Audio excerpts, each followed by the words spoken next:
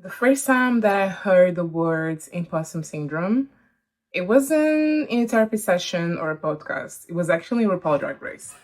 RuPaul, he looked at one of the kings deadly in the eyes and he said, "You're allowing your saboteur taking over your talent." I felt like seen, drugged, and weirdly comfort. Hi, my name is Anna, and I'm a creative stuck between bigger dreams and bigger doubts. This is my Unfiltered series about trying to make it without losing myself. Welcome back. Today I'm talking about imposter syndrome, and maybe you're thinking, wait, what is that? Imposter syndrome is that little inner voice that is stuck inside your head saying that you're not gonna make it, you don't belong. So for me, imposter syndrome is when your inner critic gets a microphone, a ring light, and a podcast deal. It's that inner voice telling you all the time, you don't belong here. You're not gonna make it. They're gonna find out who you are. It's such a waste of energy, and this is hard because I keep doubting myself, and I doubt myself so many years because of the imposter syndrome. Even like not admitting that I had one, I've been struggling and overthinking all the time because of that.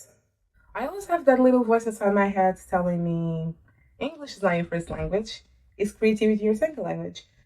It was so hard. It's the same thing of doing a full face makeup with the cast on your arm. I had ideas, I had tastes, but not always I was able to say what I wanted. Some jokes didn't land.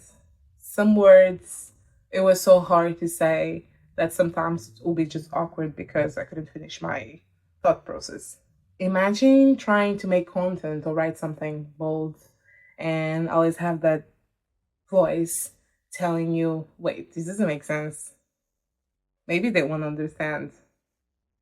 Is it worth showing it? Nah, no point. And that messed up with me.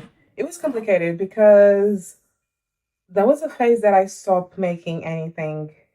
There was no point. I was thinking like, what's the point if I'm gonna make it?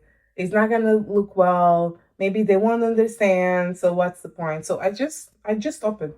It was the easiest step to do and the right one for me at the time. And also, I feel that it's very important people understand that imposter syndrome doesn't hit everyone the same. We are all different. We all have different stories, different background. I'm a woman, I'm black, I'm an immigrant. These identities come with extra pressure, all of them. Sometimes I just not only doubt myself, but I also feel the need to overprove something.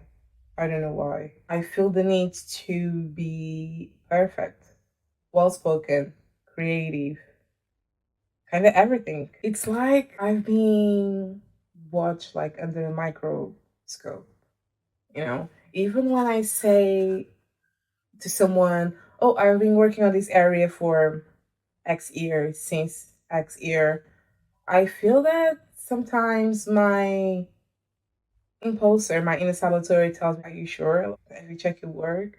Are you sure that you want to tell people that you've been working for this time since your work doesn't reflect to the level that you should be? So which areas usually these syndrome are reflected?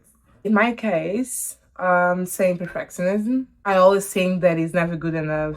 I still need to take more time. Also, over explaining because the language ended up being a barrier for me.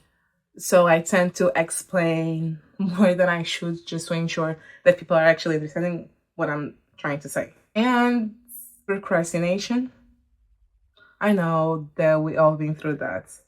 But I would say that it's just delaying the word until I feel that it's ready, which never is. So shrinking yourself on the sense that even planning this episode, I took my time because I was thinking what people gonna have the same definition as me. Is my definition correct? I wrote some topics, how I'm fighting it, how I'm trying to deal with that, and I'm trying to be better.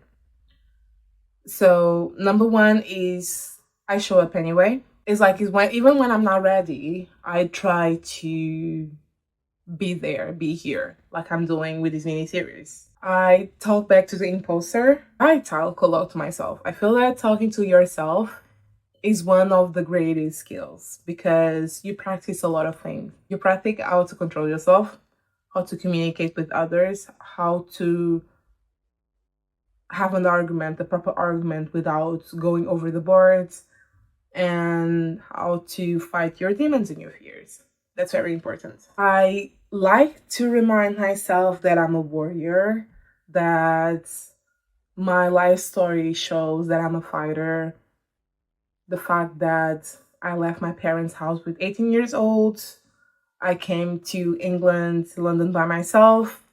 I thought that I knew that I was doing, but thank God nothing went wrong. And let's be honest, I'm in this country for nearly 10 years by myself, struggling, surviving.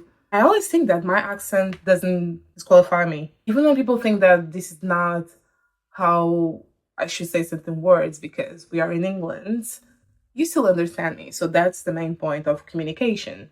It's two people understanding each other. I believe that being real is more important than being perfect. Because nowadays, thinking about the creators that I follow, they are very like real people on the sense they showing their daily activities, their struggles, their progress, how do they achieve certain projects. And perfectionism is such a high sense that a lot of people try to reach. But if you think about it, every stage that you reach, you feel they need to do better. So the question is, so when do you know how to stop? You don't, right? Because you always want to achieve the next level and the next level and the next level and the next level.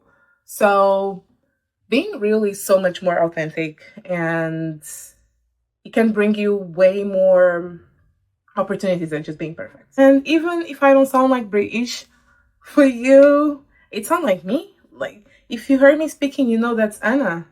You're not gonna confuse me with anyone else. Think about that imposter syndrome only comes, your inner saboteur only comes when you are achieving big things, right? It's not when we are sitting on the couch watching Netflix that you have, oh, this movie is not great. No.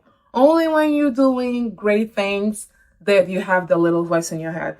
So means that you're doing something good, means that you are blooming. So on the next episode, I'm diving into something that every creator feels.